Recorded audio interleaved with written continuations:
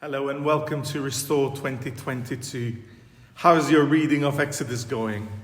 Are you fascinated with the detail of the building of the tabernacle, the tent of the meeting of Yahweh with his people?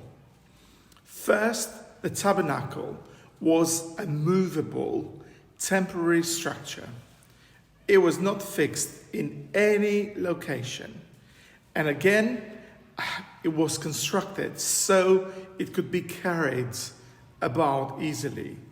But this meant that not only that the presence of God was among his people, wherever they were, but also was a reminder that they were needing something permanent, that something permanent was necessary.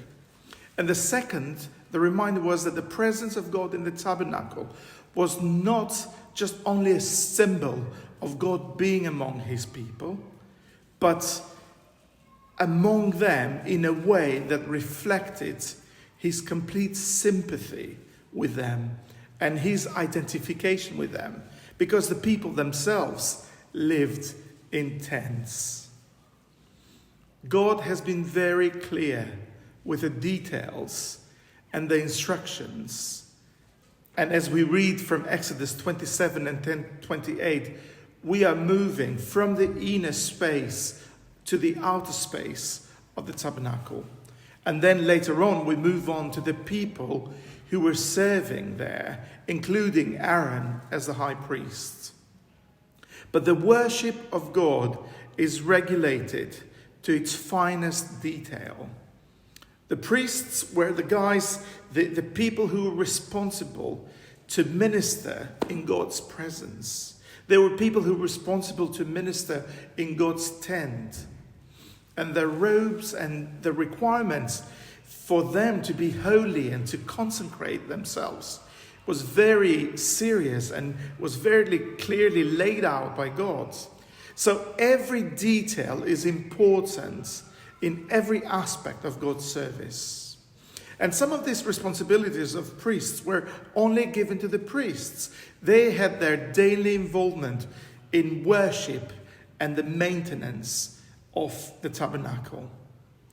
They were responsible to maintain the holy place, but also they were responsible to maintain the outer court.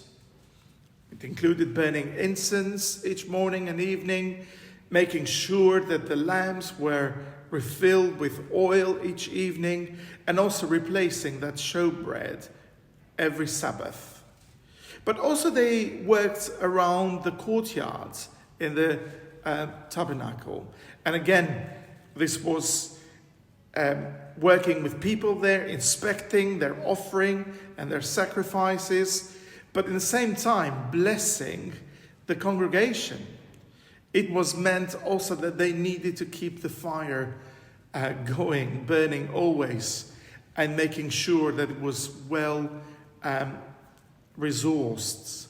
And the last kind of area where the priests were involved with was the pastoral care and the teaching of the people. They used to counsel people. They were to communicate the Mosaic law to the congregation, and sometimes they were dealing with some difficult cases. Chapter 28 moves us to this essential point of the priestly clothes. And actually, it becomes the focus now concerning the worship of Yahweh. Yahweh is present, and Israel must respond to that presence, be guided in that response, and be also reminded constantly that they need to come to God and worship him. And this reminder would help them in their lives through the reality of the presence of Yahweh, but also bring them to that awareness that they need to respond because God Almighty is amongst them. Now, these clothes sometimes were shared and worn from all priests, but chapter 28 is focusing in what Aaron, the high priest, must wear. And just as the priest represented the people, the high priest represents the priests in the presence of God. And his work is the most important work on the Day of Atonement, when once a year he enters the most holy place with blood. If you wanted to have a look at this, you can look also in the book of Hebrews. But today, we've been looking only at chapters 27 and 28. Let's carry on reading from the book of Exodus. God bless you.